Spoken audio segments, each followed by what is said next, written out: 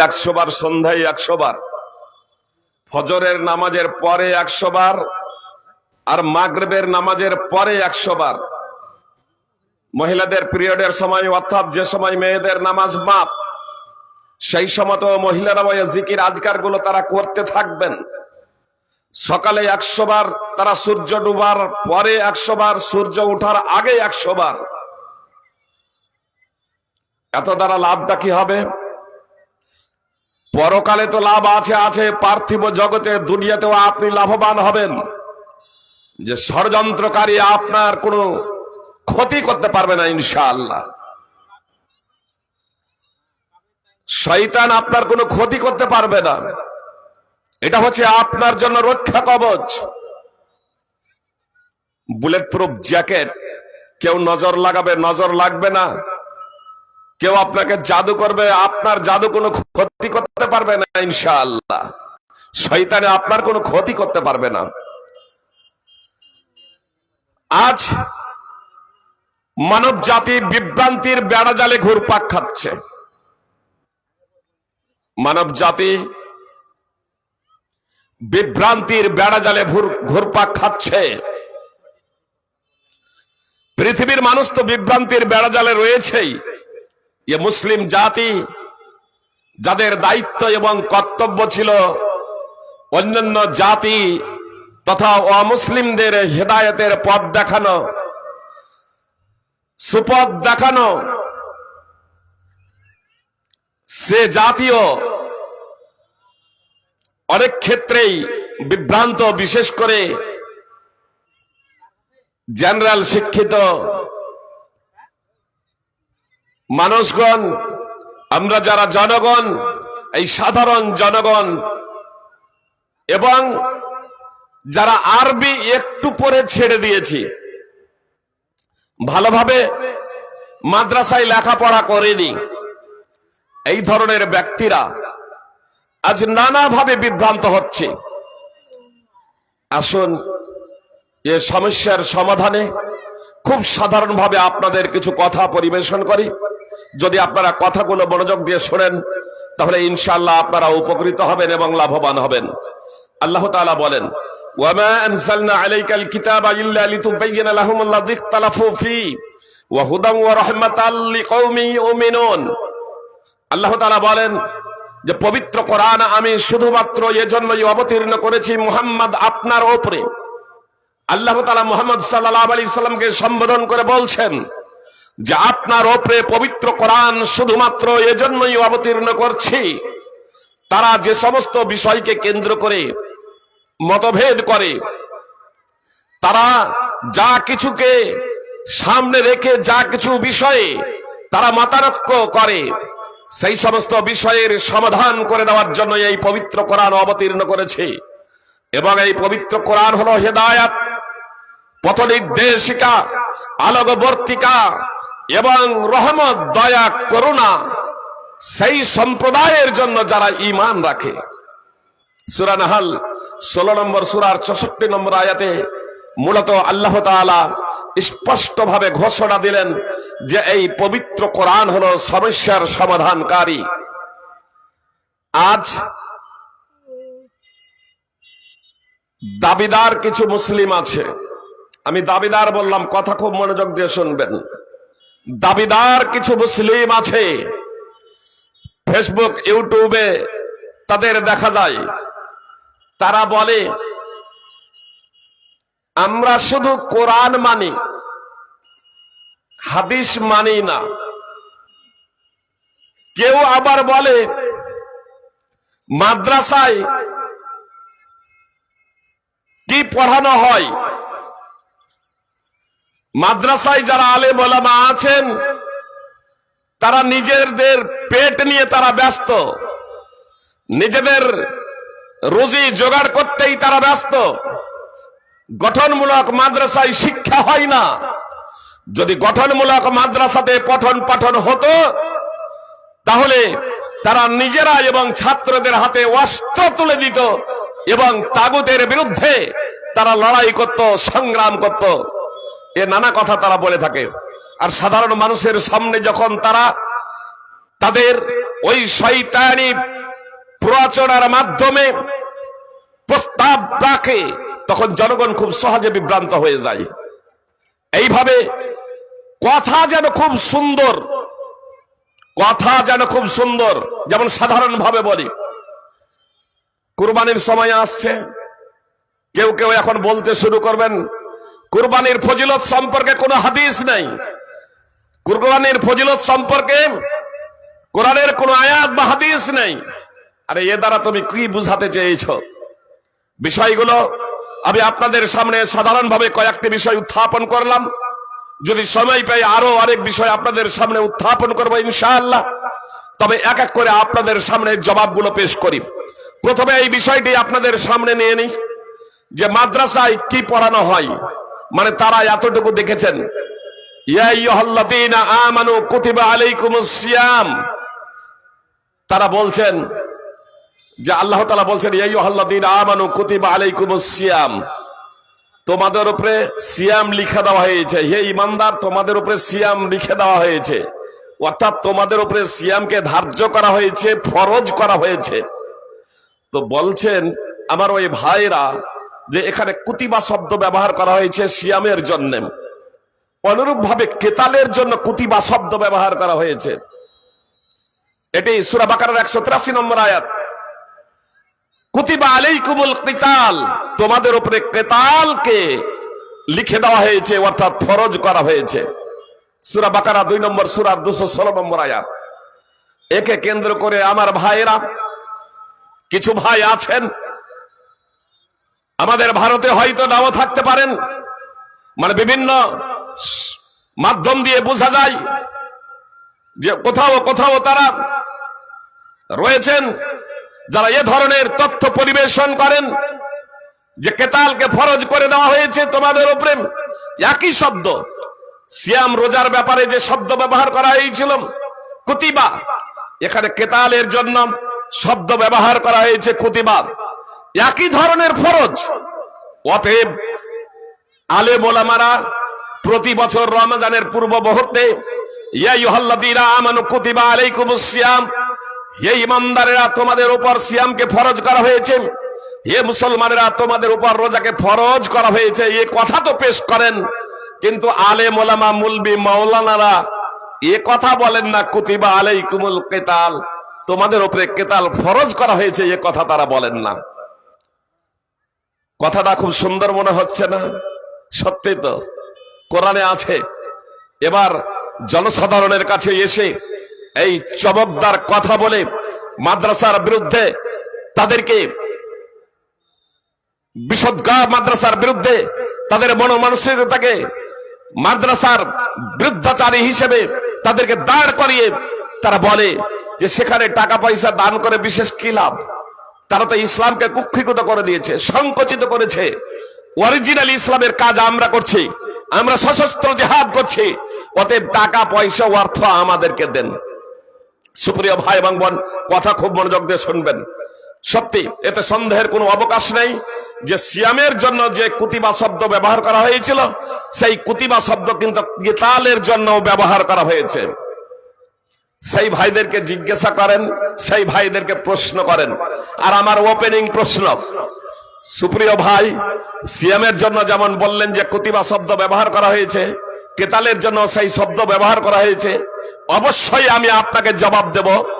আপনার কাছে তার আগে আমার একটা প্রশ্ন, শুধু এই কেতালের জন্যই সেই শব্দ ব্যবহার করা হয়নি, সিয়ামের জন্যই সেই শব্দ ব্যবহার করা হয়নি, সেই শব্দ কিন্তু ব্যবহার করা হয়েছে কিসাসের জন্য। আল্লাহ তাআলা বলেন ইয়া আইয়ুহাল্লাযীনা আমানু কুতিবা আলাইকুমুল কিসাসু ফিল কাতলা, ইয়া আইয়ুহাল্লাযীনা আমানু কুতিবা আলাইকুমুল কিসাসু ফিল কাতলা। আল্লাহ তাআলা সূরা বাকারার 178 নম্বর আয়াতে স্পষ্ট ভাবে ঘোষণা দিচ্ছেন, হে ঈমানদারেরা তোমাদের উপরে কিসাসকে ফরজ করে দেওয়া হয়েছে, কিসাসকে লিখে দেওয়া হয়েছে, ফরজ করে দেওয়া হয়েছে নিহতদের ব্যাপারে। এখানে আল্লাহ তাআলা স্পষ্ট ভাবে কিসাস কে ফরজ করা হয়েছে, একই শব্দ কুতিবা শব্দ ব্যবহার করা হয়েছে। যে ভাইরা প্রশ্ন করছিলেন আলেম ওলামা মুলবি মাওলানার উপরে যে তারা কুতিবা আলাইকুমুল কিতাল আয়াতটি তারা পেশ করেন না জনগণের সামনে, সেই ভাইরা কিন্তু আপনাদের সামনে ইয়া আইয়ুহাল্লাযীনা আমানু কুতিবা আলাইকুমুল কিসাস এই আয়াত কিন্তু তারা পেশ করেন না। তারা সশস্ত্র জিহাদ করবে বলেন, তারা সশস্ত্র যুদ্ধ করবে বলেন আপনার কাছ থেকে অর্থ সংগ্রহ করে, কিন্তু আপনার এই আইয়ুহাল্লাযীনা আমানু কুতিবা আলাইকুমুল কিসাস আয়াত তারা ঘুণাক্ষর আপনার সামনে পেশ করে না, যে কিসাস আপনার উপরে ফরজ করে দেওয়া হয়েছে। কেন এটা পেশ করে না জানেন? তার কারণ ইয়া আইয়ুহাল্লাযীনা আমানু কুতিবা আলাইকুমুল কিসাস এই আয়াত যদি পাঠ যদি আপনাদের সামনে করে, তা আপনাদেরকে বলতে পারবেন না যে আমরা অস্ত্র শস্ত্র আমাদের প্রয়োজন আছে, যুদ্ধের প্রয়োজন আছে, তাগুদের বিরুদ্ধে আমরা লড়াই করব, আমাদের টাকা দেন, টাকা দেন, অস্ত্র কিনবো, এ কথা তো আর বলতে পারবে না। এজন্য এই আয়াত তারা ঘোরাক্ষরেও তারা পাঠ করে না। তাহলে উদ্দেশ্য তাদের কি? উদ্দেশ্য কি? ইসলামের বাস্তবায়ন। যে জেনে রাখবেন এদের উদ্দেশ্য আদৌ ইসলামের বাস্তবায়ন নয়, এটা তাদের এই উদ্দেশ্য ইসলামের আদৌ বাস্তবায়ন নয়, বরং হয় ইসলামকে তারা বুঝেনি, অন্যথায় অন্যের দ্বারা এরা প্ররোচিত হচ্ছে, মুসলিম যুব সমাজ এদের দ্বারা ধ্বংস হচ্ছে, আপনাদেরও কোটি কোটি সম্পদ আপনার জলে যাচ্ছে, ভুল পথে পরিচালিত হচ্ছে। সুপ্রিয় ভাতৃবৃন্দ ভগিনীগণ, কেন? এবার আসুন এই কেন। আলেম ওলামা কুতিবা আলাইকুমুল কিতাল এটা কি তারা বলে না? আমার বক্তব্যে একাধিকবার এটা শুনেছেন, অবশ্যই বলেন। আজকে যেমন সাধারণভাবে এখন প্রায় রজব মাস পর্যন্ত আর আলেম ওলামার মুখ থেকে ইয়া আইয়ুহাল্লাযীনা আমানু কুতিবা আলাইকুমুস সিয়াম, হে ঈমানদাররা তোমাদের উপরে রোজাকে ফরজ করে দেওয়া হয়েছে, এই আয়াত কিন্তু আর শুনতে পাবেন না। খুতবার মাধ্যমে বক্তব্যে জালসায় পাবেন। এখন কোন আলেম ওলামা বক্তব্য দেবেন যে তোমাদের উপরে রোজাকে ফরজ করা হয়েছে, দেবেন? দেবেন না। কেন দেবেন না? তাহলে একটা প্রেক্ষাপট আছে, একটা পরিস্থিতি আছে। যখন সেই প্রেক্ষাপট এবং পরিস্থিতিতে যাবে তখন সেই আয়াতকে পেশ করতে হবে। এক কথাই আপনার কোন সময় কোন জিনিসটা প্রয়োজন। যেমন এখন একটু গরমের সময়, এখন যদি কেউ যদি সোয়েটার আর মোজা আর জুব্বা আর চাদর আর মাফলার আর টুপি পরে চলে আসে, তাকে কি বলবেন? পাগল বলবেন না? বলবেন না? একটা তাকে পাগল বলবেন যে এত গরমে শীতের পোশাক পরে আছে, টুপি পরে আছে, মাফলার পরে আছে, জুব্বা পরে আছে, কোট পরে আছে, শাল পরে আছে।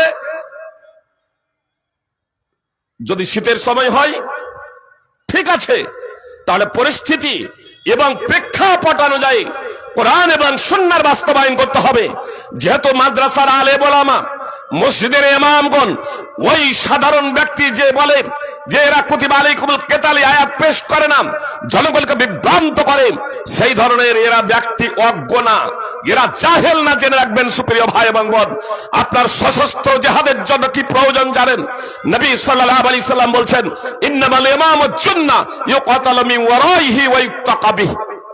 ইমাম হলো ঢাল স্বরূপ। ইমাম বলতে এ মসজিদের ইমাম না, ইমাম বলতে এখানে মসজিদের ইমাম না, ইমাম বলতে এখানে ইসলামী শাসক। ইসলামী শাসক হলো ঢাল স্বরূপ। তার নেতৃত্বেই লড়াই হবে আর তার মাধ্যমেই বাঁচাও হবে। যে নেতা নেতৃত্ব প্রদান করবে, তিনি নেতৃত্ব প্রদান করবেন, সম্মুখ সমরে থাকবেন। মুহাম্মদ সাল্লাল্লাহু আলাইহি সাল্লাম সশস্ত্র জিহাদ করেছেন, সম্মুখ সমরে ছিলেন। যে আবু বকর, ওমর, ওসমান ছাত্র, সাধারণ ছাত্র সেখানে পড়ছেন, সেখানে আপনি আপনার যাকাত, আপনার ওসর, আপনার সম্পদ দিচ্ছেন। সুপ্রিয় ভাই এবং বোন, আপনি সঠিক পথে খরচ করছেন। ওই ধরনের ব্যক্তির দ্বারা বিভ্রান্ত হয়ে এত দ্বারা বুঝে গেল একটা পরিস্থিতি এবং প্রেক্ষাপট এবং বাস্তব পরিস্থিতিকে সামনে রেখে আপনাকে বক্তব্য পরিবেশন করতে হবে। ওলামায়ে কেরাম যেহেতু কোরআন এবং সুন্নাহ সম্পর্কে বিশেষভাবে অবগত, এজন্য তারা এটা পেশ করে থাকেন। সুপ্রিয় ভাতৃবৃন্দ ও ভগিনীগণ, আসুন আমি আপনাদের সামনে যে বিষয়টা, আজকালকে কিছু মানুষ খুব জোরে সরে এ কথা প্রচার করেন যে আমরা কোরআন মানি, আমরা হাদিস মানি না।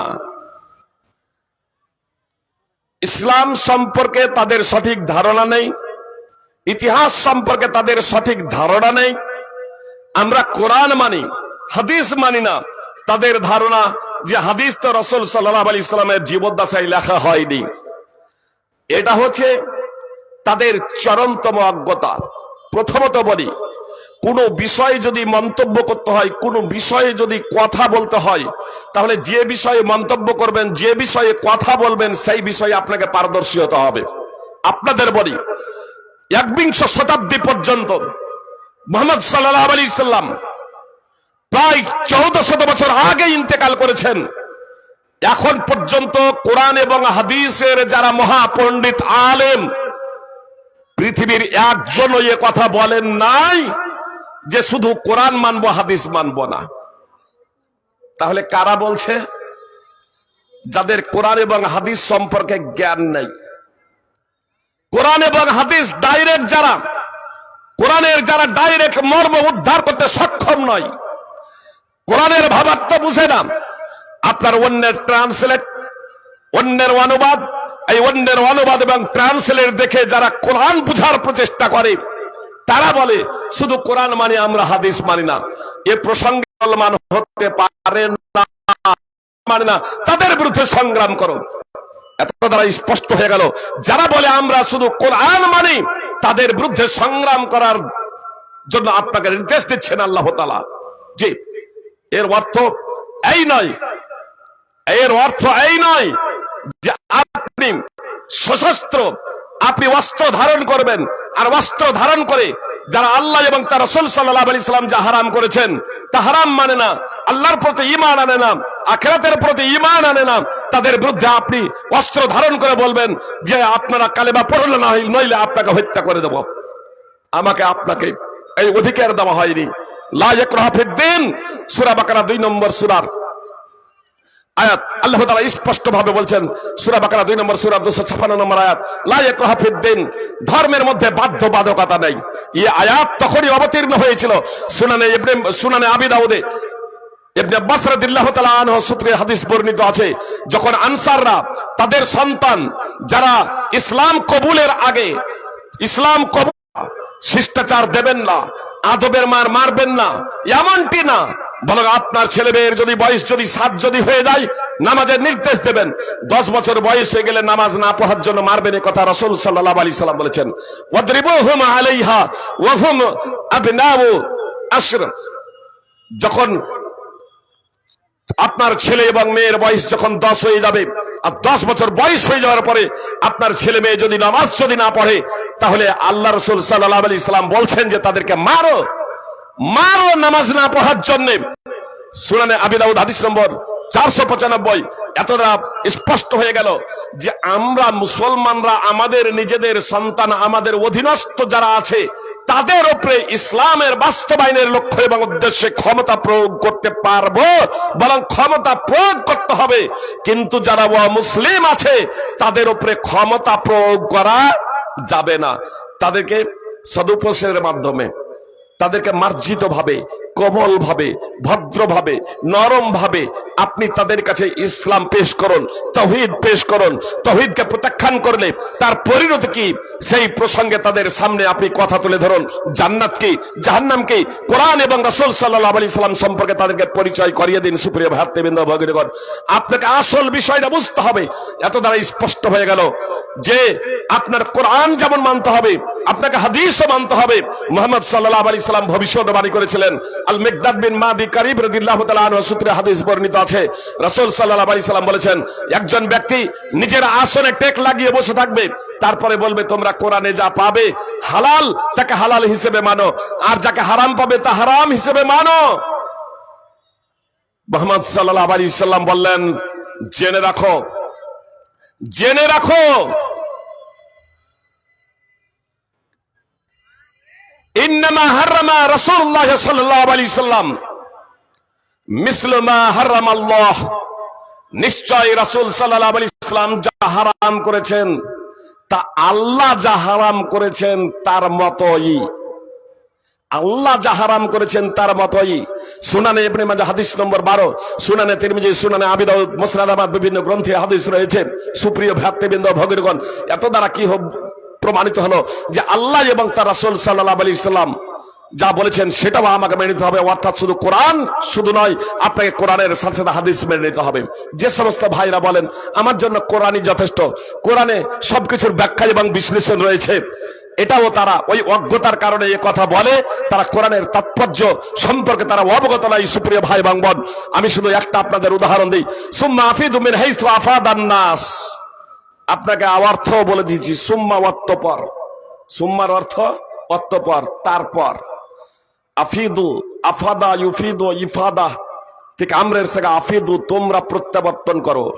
হাইসু আফাদান নাস, লোকেরা যেখান থেকে প্রত্যাবর্তন করেছে। সূরা বাকারা 2 নম্বর সূরার 199 নম্বর আয়াত। সুপ্রিয় ভাই, আপনারা সাধারণ যারা শিক্ষিত যারা বলে শুধু কোরআন মানে, তাদেরকে যদি জিজ্ঞেস করা হয় যে হাদিস মানবো না বলছো, হাদিস মানবো না বলছো, তাহলে এবার বলো আল্লাহ যে বললেন প্রত্যাবর্তন করো, অতঃপর প্রত্যাবর্তন করো, যেখান থেকে লোকেরা প্রত্যাবর্তন করে, এর তাৎপর্য কি বলো? পৃথিবীতে একজন আহলে কোরআন নেই যে এর মর্ম উদ্ধার করে, সম্ভবই না, সম্ভবই না। হাদিস ছাড়া পবিত্র কোরআনের মর্ম উদ্ধার করা সম্ভব না। সূরা তাওবার 9 নম্বর সূরার 36 নম্বর আয়াতে আল্লাহ তাআলা বলছেন, আল্লাহ তাআলার নিকটে মাস সমূহের গণনা 12টি। আল্লাহ তাআলার বিধানে সেই দিন থেকে যেদিন আল্লাহ তাআলা আসমান সমূহ এবং পৃথিবী সৃষ্টি করেছেন, মিনহা আরবাতুন হুরুম, তার মধ্যে 4টি মাস হলো সম্মানিত মাস, 4টি মাস হলো পবিত্র মাস। সেই 4টি মাস কি? পৃথিবীর আহলে কিতাব, পৃথিবীর আহলে কোরআন যারা বলে শুধু আমরা কোরআন মানে হাদিস মানি না, তাদের যদি সবাইকে এক জায়গায় একত্রিত করা হয়, সমবেত করা হয়, তারপরে যদি এই 4টা মাসের নাম লিখতে বলা হয়, তাদের একজনের কথা সঠিক হবে না ইনশাআল্লাহ। যতগুলো থাকবে ততগুলোই তারা মতনৈক্য এবং মতভেদ করবে। তার কারণ কিসের ভিত্তিতে 4টি করবে? 12টি মাসের মধ্যে 4টি, আর তার ব্যাপারে আল্লাহ তাআলা স্পেশাল নির্দেশ দিয়েছেন। তারপরে সুপ্রিয় ভক্তবৃন্দ ভগিনীগণ, সেই 4টি মাস কি পবিত্র কোরআনে আল্লাহ তাআলা কোথাও উল্লেখ করেননি যে এই 4টি মাস হলো এই। আল্লাহ বললেন 12টি মাসের মধ্যে 4টি মাস হলো পবিত্র মাস। এখন সেই 4টি পবিত্র মাস কি? এটা হাদিস ছাড়া বোঝা সম্ভব নয়। এজন্য মতানৈক্য মতভেদে হাবুডুবি খাবে কারা? যারা হাদিস ছাড়া জীবন পরিচালনা করবে, তারা এই দুনিয়াতেও তারা বিভ্রান্তির বেড়াজালে ঘুরপাক খাবে, আর মৃত্যুর পরে পরে তারা কঠিন শাস্তির সম্মুখীন হবে। তার কারণ আহলে কোরআন যারা হাদিস ছাড়া মানে না, আহলে কোরআন বলে দাবি করে, আসলে তারা আহলে কোরআনও না, তারা আহলে খাবিস বলা যেতে পারে। তার কারণ আহলে কোরআন যদি প্রকৃত অর্থে যদি হতো, হাদিসকে মানত, তাহলেই তারা কোরআন ওয়ালা হতো। হাদিস যেহেতু মানে না, তারা কোরআন ওয়ালা নয়। সারা পৃথিবীর আলেম ওলামা যত আছে সবাই এ বিষয়ে একমত, সবাই এ বিষয়ে একমত যে সেই 4টি মাস হলো যুলকাদা, যুলহিজ্জা, মুহররম এবং রজব। পৃথিবীর আলেমের কোনো দ্বিমত নেই, পৃথিবীর কোন আলেমের কোনো দ্বিমত নেই। আর এই পবিত্র মাসের মধ্যে রমাদান মাসের উল্লেখ নেই। কিন্তু সাধারণভাবে যদি জিজ্ঞেস করা হয় পবিত্র সেই 4টি মাস কি, তাহলে আজকে সিংহবাগ মুসলমান আলেম ওলামা ছাড়া বলা যেতে পারে, যারা বক্তব্য শুনেননি বা কোরআনের আয়াত হাদিস দ্বারা পড়েননি, তারা সবাই এ কথাই 1 নম্বরে বলবেন রমাদান মাস হচ্ছে 1 নম্বরে। বাকি 3টা মাসের কথা বলবেন, কিন্তু এই রমাদান মাসের এতে উল্লেখ নেই। রমাদান মাসের এতে উল্লেখ নেই। পবিত্র মহত্বপূর্ণ 4টি মাস বলা হয়েছে কবে থেকে? সৃষ্টির সূচনা লগ্ন তথা আসমান সমূহ এবং পৃথিবী যেদিন থেকে আল্লাহ তাআলা সৃষ্টি করেছিলেন সেই দিন থেকে। রমাদানের ফজিলত এবং মাহাত্ম্য কবে থেকে এ প্রসঙ্গে আপনারা অতীতে শুনেছেন, আজকে সে প্রসঙ্গে আলোচনা করছি না। শুধু এ কথা বলে দিই যে পবিত্র কোরআন অবতীর্ণের কারণে মুহাম্মদ সাল্লাল্লাহু আলাইহি সাল্লামের নবী এবং রাসূল যখন মুহাম্মদ সাল্লাল্লাহু আলাইহি সাল্লাম হচ্ছেন, পবিত্র কোরআন যখন অবতীর্ণ করছেন, এই পবিত্র কোরআন অবতীর্ণের কারণেই সুপ্রিয় ভক্তবৃন্দ ভগিনীগণ, তাহলে এত দ্বারা স্পষ্ট হয়ে গেল যে পবিত্র কোরআনের সাথে সাথে হাদিস আপনাকে মানতেই হবে। আপনি যদি প্রকৃত মুসলমান হন, আপনি যদি প্রকৃত, কেন কথা খুব মনোযোগ দিয়ে এবার শুনুন, আপনি যদি দুর্বল ইমানের হন, কথা খুব মনোযোগ দিয়ে শুনুন, আপনি যদি খুব দুর্বল ইমানও হন, আপনি যদি সেই ব্যক্তি হন যে ব্যক্তি জাহান্নামে শাস্তি ভোগ করে একদিন জান্নাতে যাবে, সব শেষে যে ব্যক্তি জাহান্নামে শাস্তি ভোগ করে জান্নাতে যাবে, সেই ব্যক্তিও যদি কেউ যদি হয়, তাহলে তার জন্য আল্লাহ এবং তার রাসূলের উপরে ঈমান নিয়ে আসতে হবে। আর এর তাৎপর্য হলো যে পবিত্র কোরআন এবং সুন্নাহ, পবিত্র কোরআন এবং সহিহ হাদিসের উপরে তাকে ঈমান নিয়ে আসতে হবে। শুধু কোরআন নয়, সহিহ হাদিস এটাও তাকে মেনে নিতে হবে। এই দুটো বিষয় যখন সে মেনে নেবে, এই দুটো বিষয় যখন সে মেনে চলে, যখন দৃঢ় প্রতিজ্ঞা করবে, তারপরেও যদি সেই ব্যক্তি যদি কখনো যদি জাহান্নামে যায়, তাহলে ইনশাআল্লাহ তার তাওহীদ অটুট থাকলে, তার তাওহীদ অটুট থাকলে সেই ব্যক্তি চিরস্থায়ী জাহান্নামে শাস্তি ভোগ করবে না, একদিন জান্নাতে যাবে। আবু সাঈদ আল খুদরি রাদিয়াল্লাহু তাআলা আনহু বর্ণনাকারী, কথা খুব মনোযোগ দিয়ে শুনুন সুপ্রিয় ভাই এবং বোন। অনেক মানুষ বলে, বিভ্রান্তির বেড়াজালে ঘুরপাক খায়, আরে ওই মানুষটা নামাজ পড়ে, মুখে আবার দাড়িও আছে, তারপরে বিড়ি খায়, তারপর মিথ্যা কথা বলে, রাসূলের সুন্নাত নিয়ে অন্তত আমি মিথ্যা কথা বলতে পারবো না। কথাটা যেন খুব ভালো না, রাসূলের সুন্নাত মুখে নিয়ে যেন খুব মিথ্যা বলতে পারবো না। ভাই বোন, কথা খুব মনোযোগ দিয়ে শুনুন। এক নম্বর হচ্ছে যে আপনি না বাধ্য হতে, এটা দ্বিতীয় পাপ। তাহলে যে ব্যক্তি নামাজ পড়ে, যে নামাজ না পড়ার জন্য ওই ব্যক্তির দোহাই দিচ্ছেন যে সে মিথ্যা কথা বলে। আসলেই যদি সে মিথ্যা কথা বলে, তো তার অবর্তমানে আপনি তার সমালোচনা করছেন। সমালোচনার মূল লক্ষ্য এবং উদ্দেশ্য নামাজ না পড়া, আপনার নামাজ না পড়াটাকে সাব্যস্ত করার জন্য, এটা হলো গীবত। আর উনি যদি মিথ্যা যদি কথা যদি বলে না বলে থাকেন, তাহলে এটা মিথ্যা অপবাদ, দুটোই চরমতম অপবাদ। যদি উনি মিথ্যা বলে থাকেন, যদি উনি বিড়ি খেয়ে থাকেন, তাহলে আর তারপরে আপনি অন্যের সামনে বলছেন নামাজ না পড়ার জন্য, দাড়ি রাখার জন্য, তাহলে এটা হচ্ছে আপনার গীবত। আর গীবতের অপরাধ কত বড় জানেন? মেরাজের রাত্রিতে রাসূল সাল্লাল্লাহু আলাইহি সাল্লামকে নিয়ে যাওয়া হলো। নবী সাল্লাল্লাহু আলাইহি সাল্লাম কিছু মানুষের পাশ দিয়ে অতিক্রম করলেন। দেখলেন ওই মানুষগুলোর হাতের নখগুলো তামার তৈরি, আর তামার তৈরি নখ দিয়ে ওই মানুষগুলো নিজেদের মুখমণ্ডল এবং বুকে খামচাচ্ছে। নবী সাল্লাল্লাহু আলাইহি সাল্লাম জিবরিল আলাইহিস সালামকে জিজ্ঞেস করলেন, মান হাউলাই, এই লোকগুলো কারা যারা নিজেদের নখের নখ তামার তৈরি নখ দিয়ে নিজেদের মুখমণ্ডল এবং বক্ষে আঘাত করেন, নিজেদের মুখমণ্ডল এবং বক্ষে খামচাচ্ছে, এই লোকগুলো কারা? তো জিবরিল আলাইহিস সালাম জবাব দিয়েছিলেন, আল্লাযীনা ইয়াকুলুনা নাস ওয়া ইয়াকুনা ফি আদিহিম, এই লোকগুলো হচ্ছে তারা যারা লোকেদের মাংস ভক্ষণ করত এবং লোকেদের মান সম্মানে আঘাত করত। সুনানে আবু দাউদের হাদিস, এতটা স্পষ্ট গেল। আসলে লোকেদের মাংস ভক্ষণ করত আর তাদের মান সম্মানে আঘাত করত, মানে এরা গীবত করত। সুপ্রিয় ভাই এবং বোন, তো আপনি এখানে নামাজ না পড়া, একটা নামাজ পড়েন না তার পাপ, মুখে দাড়ি নেই তার পাপ, আর তারপরে তৃতীয় পাপে নিমজ্জিত হচ্ছেন যে ওই দাড়ি রেখে মিথ্যা কথা বলে, ও নামাজ পড়ে মিথ্যা কথা বলে। তা আমি নামাজ পড়ি না, মুখে দাড়ি রেখে আমি রাসূলের সুন্নাত মুখে নিয়ে আমি মিথ্যা কথা বলতে পারবো না।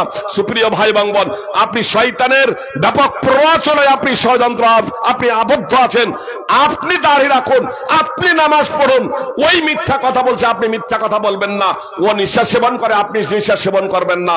আপনি নামাজি হয়ে যান, আপনি মিথ্যা কথা ছেড়ে দিন, আপনি পাপাচার ছেড়ে দিন, গীবত পরচর্চা ছেড়ে দিন, অপবাদ ছেড়ে দিন, আপনি নিজে সৎ হয়ে যান, নিজে সৎ হয়ে যান। সুপ্রিয় ভাই এবং বোন, আপনি যদি পরিত্রাণ পেতে চান, তাহলে অবশ্যই আপনি সৎ হয়ে যান।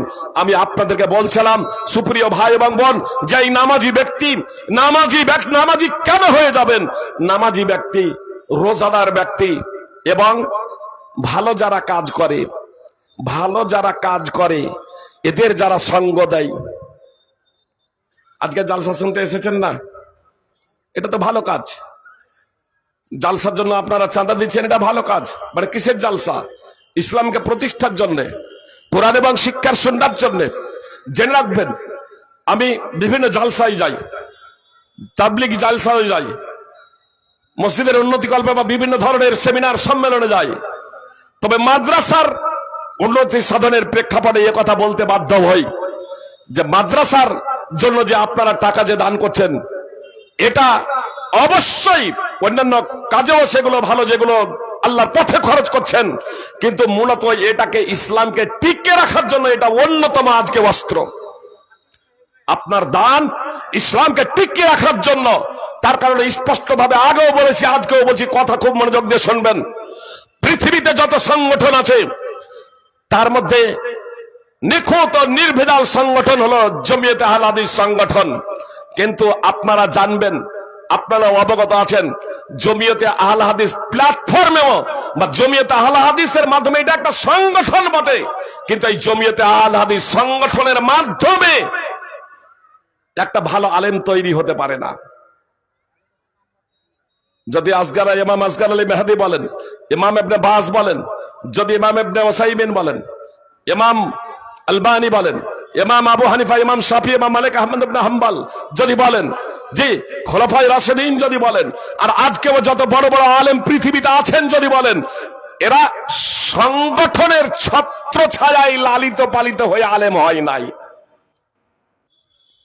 এরা আপনার আলেমের সংস্পর্শে, যে সংগঠন ও আলেমের সংস্পর্শে থাকেন, কিন্তু এখন পর্যন্ত সেই ধরনের আলেম, জি এটা একবারে 100% নিশ্চিত হয়ে বলছি, আর নয় আপনারা পরীক্ষা করে নেবেন যে মাদ্রাসায় যারা পড়েননি আলেম ওলামাদের কাছ থেকে, হাদিসের তারা রিডিংই পড়তে পারবেন না, ইবারতই পড়তে পারবেন না। তাহলে হাদিস যদি রিডিংই পড়তে না পারেন, 20 বছর 50 বছর ধরে সংগঠন করার পরে, অবশ্যই তারা যে কাজ করে না এই কথা আমি বলছি না, যে বিষয়টা বোঝানোর প্রচেষ্টা করছি সেই বিষয়টা বোঝার প্রচেষ্টা করুন। অবশ্যই সংগঠনের প্রয়োজন আছে, অবশ্যই সংগঠন একটা শক্তি, অন্যায়ের বিরুদ্ধে, ন্যায়ের পক্ষে। কিন্তু মাদ্রাসা শিক্ষা প্রতিষ্ঠান ইসলামকে টিকিয়ে রাখার জন্য যে পঠন পাঠন দিয়ে থাকে, যে শিক্ষা দিয়ে থাকে, এর ধারে কাছে অন্য কেউ নেই, অন্য কেউ নেই। যেদিন মাদ্রাসা বন্ধ হয়ে যাবে সেদিন মানুষ চতুষ্পদ জন্তুর ন্যায় হয়ে যাবে, চতুষ্পদ জন্তুর ন্যায় হয়ে যাবে। এজন্য আপনাদের কাছে আমার বিনীত অনুরোধ, মাদ্রাসার বিরুদ্ধে বিষোদ্গার করা থেকে বিরত থাকুন, মাদ্রাসার বিরুদ্ধে বিরূপ মন্তব্য করা থেকে বিরত থাকুন। বরং যদি আপনার মনে হয়, ওলামায়ে কিরামদের বলবো, শিক্ষিত ব্যক্তিদের বলবো, যদি মাদ্রাসার পঠন পাঠনের ব্যাপারে সংস্কার সংশোধনের প্রয়োজন হয়, যে সংস্কার সংশোধনের প্রয়োজন হয়, সিলেবাসের সংস্কার সংশোধনের প্রয়োজন হয়, তাহলে আপনারা মাদ্রাসার কমিটি বৃন্দ রয়েছেন, ওলামায়ে কেরাম রয়েছেন, তাদের সংস্পর্শে বসুন, তাদের সাথে উঠা বসা করুন, তাদেরকে সৎ পরামর্শ দিন, ভালো পরামর্শ দিন যে এ জাতি আরো কিভাবে আজ অগ্রগতি হতে পারে, ভালো হতে পারে। আমাদের মাস্টার আবু ফয়সাল সালমান সাহেব বলছিলেন যে মাদ্রাসার লক্ষ্য, মূল লক্ষ্য এবং গবেষণার জন্য না, স্রষ্টাকে নিয়ে গবেষণার জন্য। এর অর্থ এই নয় যে আপনি সৃষ্টিকে নিয়ে গবেষণা করবেন না, আপনি সৃষ্টিকে ভালো মানুষ হন। আপনি যারা কুফরি করে তারা আল্লাহর প্রতি ঈমান আনে না। নিশ্চয় নিকৃষ্ট পশু হলো আল্লাহর নিকটে তারা যারা কুফরি। তার গ্রহ থেকে গ্রহান্তরে ছুটে যান, যে মঙ্গলে আপনি বাসা বাঁধেন কোনো সমস্যা নেই, কিন্তু আগে আল্লাহকে জানুন, আল্লাহর পরিচয় সম্পর্কে অবগত হন। যে আল্লাহ তাআলা আপনাকে তার দাসত্বের জন্য সৃষ্টি করেছেন সেই বিষয় সম্পর্কে আমাকে এবং আপনাকে অবশ্যই জ্ঞান অর্জন করতে হবে। এজন্য আপনাদের কাছে আমার বিনীত অনুরোধ, আসুন আমরা মাদ্রাসার বিরুদ্ধে বিষোদ্গার না করে, বাজে মন্তব্য না করে, আমরা মাদ্রাসার ওলামায়ে কেরামদের সংস্পর্শে বসি, সংস্পর্শে আসি, এবং তাদের কাছ থেকে ইসলামকে জানি, ইসলামকে বুঝি, পবিত্র কোরআন এবং সুন্নাহকে বিভিন্ন ভাষায় ট্রান্সলেট যেগুলো হয়ে গেছে সেগুলো আমরা পড়ি। তবে নিজে নিজে আমরা যাতে জ্ঞানী না হয়ে যাই, জ্ঞানী কখনো না ভাবি, বরং সদা সর্বদা নিজেকে ক্ষুদ্র ছোট মনে করে আলেম ওলামাদের কাছ থেকে, যারা বিজ্ঞ ওলামায়ে কেরাম আছেন তাদের কাছ থেকে পবিত্র কোরআন এবং সুন্নাহর মর্ম আমরা বুঝে নিই এবং সেই পথে আমরা চলি, তাহলে ইনশাআল্লাহ দিন এবং দুনিয়া উভয় জগতে আমরা সফলতা অর্জন করতে সক্ষম হব ইনশাআল্লাহ। আমি আপনাদের কথাটা বলতে গিয়ে এত লম্বা কথা চলে এসেছে। আমি বলছিলাম নামাজ আপনি পড়ুন, তাওহীদ আপনার ঠিক রাখুন, আপনি রোজা রাখুন, আর দ্বীনে ইসলামের বাস্তবায়নের জন্য যারা দ্বীনে ইসলামের কাজ করছে কোরআন এবং সুন্নাহর মানদণ্ডে, সাহাবায়ে কেরাম, তাবেঈন, তাবা তাবেঈন তথা মানহাজে সালাফ যেটা বলা হচ্ছে, এই মানহাজে সালাফের ভিত্তিতে অর্থাৎ কোরআন এবং সুন্নাহ বুঝুন, এবং সেই পথে চলুন। এরপরে যদি কোনো ব্যক্তি যদি জান্নাতে চলে যায়, আজীবন জাহান্নামে থাকবে না ইনশাআল্লাহ। কিন্তু যারা বলে আমরা কোরআন মানে হাদিস মানে জান্নাতে যাওয়ার প্রশ্ন নেই, ঠিক তারা জান্নাতে যাওয়ার প্রশ্নই নাই। ইসলাম ধর্ম হলো একমাত্র চূড়ান্ত বাস্তব এবং সত্য ধর্ম। আপনাকে অবশ্যই নিজের অন্তঃস্থল থেকে বিশ্বাস করতে হবে এবং ঈমান রাখতে হবে। আবু সাঈদ আল-খুদরি রাদিয়াল্লাহু তাআলা আনহু সূত্রে বর্ণিত হাদিস, রাসূল সাল্লাল্লাহু আলাইহি সাল্লাম বলেছেন, খুব লম্বা হাদিস, রাসূল সাল্লাল্লাহু আলাইহি সাল্লাম বলেছেন যে যারা জান্নাতে যাবে, এই জান্নাতি ব্যক্তিরা তখন বলবে, ইয়া রব, এই জান্নাতি ব্যক্তিরা বলবে, রব্বানা ইখওয়ানুনা كانوا يصلون معنا ويصومون معنا ويعملون معنا وفي روايات أخرى ويحجون معنا। বলবে জান্নাতীরা, হে আল্লাহ, আমাদের সেই সব ভাই বোনগুলোকে দেখতে পাচ্ছি না। সেই সব জান্নাতে গিয়ে যারা জান্নাতে চলে যাবে তারা বলবে, হে আল্লাহ, আমাদের সেই সমস্ত ভাই বোনগুলোকে দেখতে পাচ্ছি না যারা আমাদের সাথে নামাজ পড়তো, আমাদের সাথে রোজা রাখতো, আমাদের সাথে আমল করত, কাজ করত, ইসলামের বাস্তবায়নের জন্য সংগ্রাম, আমাদের জন্য সংগ্রাম করত, কাজ করত, সেই লোকগুলোকে দেখতে পাচ্ছি না। একটা বর্ণনা আছে আমাদের সাথে হজ করেছে, সেই লোকগুলোকে দেখতে পাচ্ছি না। তখন আল্লাহ তাআলা বলবেন, যাও, যার অন্তরে অনুপরিমাণ ঈমান আছে তাদেরকে জাহান্নাম থেকে বের করে নিয়ে চলে এসো। সহিহ বুখারীর হাদিস, হাদিস নম্বর ৭৪৩৯, সহিহ বুখারী হাদিস নম্বর, সহিহ মুসলিম হাদিস নম্বর ১৮৩, অন্যান্য হাদিস গ্রন্থে এই হাদিস রয়েছে। সুপ্রিয় ভাই এবং বোন, এজন্য আপনাদের কাছে আমার বিনীত অনুরোধ, আসুন কোরআন এবং সুন্নাহ উভয়কেই আমরা যথাযথভাবে মেনে নেই। আলেমা ওলামায়ে কেরাম যারা আছেন তাদেরকে ভালোবাসি, যদি ভালোবাসতে না পারি তাহলে যাতে বিরুদ্ধাচরণ না করি, নিজেরা আলেম হই, আর আলেম যদি হতে না পারি তাহলে অন্তত শ্রোতা হই, ছাত্র হই। আলেম যদি না হতে পারি, শ্রোতা হই, ছাত্র হই। আসুন তাহলে আমাদের সমাজে কোরআন এবং সুন্নাহ অনুযায়ী বাস্তবায়ন করা খুব সহজ হয়ে যাবে। আর কোরআন এবং সুন্নাহকে যদি আমরা সমাজে বাস্তবায়ন করতে পারি তাহলে ইনশাআল্লাহ আমাদের জন্য বিজয় অপেক্ষা করছে।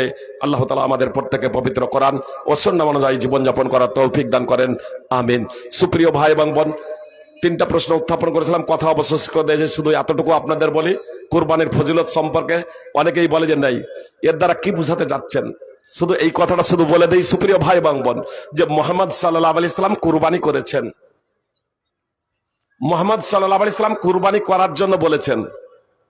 মুহাম্মদ সাল্লাল্লাহু আলাইহি সাল্লাম কুরবানি করেছেন, কুরবানি করার জন্য বলেছেন। আল্লাহ তাআলা এবং মুহাম্মদ সাল্লাল্লাহু আলাইহি সাল্লাম নির্ধারিত পশু কুরবানির কথা বলেছেন। মুহাম্মদ সাল্লাল্লাহু আলাইহি সাল্লাম পশুর নির্ধারিত বিষয় প্রসঙ্গে আমাদেরকে জানিয়ে দিয়েছেন। এতটুকু কি যথেষ্ট নয়? কুরবানির কি ফজিলত নাই শুধু মাংস খাওয়া? যদি শুধু মাংস খাওয়া হতো তো আবু বুরদা বিন নিয়ার নামাজের আগে ঈদের দিনে 10ই যুলহিজ্জা কুরবানির দিন নামাজের আগে তার কুরবানির লালিত পালিত পশুটাকে জবাই করে দিয়েছিলেন। মুহাম্মদ সাল্লাল্লাহু আলাইহি সাল্লাম বললেন, যে নামাজের পরে কুরবানি করবে তার কুরবানি হবে, আর যে নামাজের আগে কুরবানি করেছে ওয়ালা নুসুকালা, তার কুরবানি হয়নি। আবু বুরদা বিন নিয়ার দাঁড়িয়ে যাচ্ছেন, আল্লাহ রাসূল, আমার পশুটাকে আমি মনে করেছি আজকে পানাহারের দিন, এজন্য আমার পশুকে কুরবানি করেছি, কুরবানির পশু কুরবানি করেছি, নিজে খেয়েছি, পরিবারকে খাইয়েছি। ওয়াতামতু আহলি, ওয়া জিরানি, পরিবারকে খাইয়েছি, পাড়া প্রতিবেশীকে খাইয়েছি। লক্ষ্য উদ্দেশ্য কত ভালো দেখুন। নিজে খেয়েছেন, পাড়া প্রতিবেশীকে খাইয়েছেন, নাকি তো পেয়ে গিয়েছেন। নবী সাল্লাল্লাহু আলাইহি সাল্লাম বলেন, শাতুকা শাতুল হাম, তোমার ছাগল গোশতের ছাগল হয়েছে তো কুরবানি হয়নি। যদি কুরবানির ফজিলতই যদি না থাকে তাহলে কেন এ কথা বললেন? কুরবানির দিনের দিনেই জবাই করেছেন। সকলের ঐক্যমতে এই হাদিস সহিহ, সহিহ বুখারী হাদিস 955 এবং 983, একাধিক জায়গাতে হাদিস আছে। সুপ্রিয় ভাই এবং বোন, শুধু যদি এই হাদিসটাই থাকতো তাহলে কুরবানির মাহাত্ম্য এবং কুরবানির বর্ত প্রসঙ্গে যথেষ্ট ছিল। সুপ্রিয় ভাই এবং বোন, এজন্য যারা আলটপকা অনেক সময় মন্তব্য করে দেয়, তাদের কোনো কিছু মন্তব্য করা থেকে সাধারণভাবে বিরত থাকা একান্ত কর্তব্য। আল্লাহ তাআলা আমাদের প্রত্যেককে পবিত্র কোরআন ও সুন্নাহ অনুযায়ী জীবনযাপন করার তৌফিক দান করেন। আমিন। আসসালাম।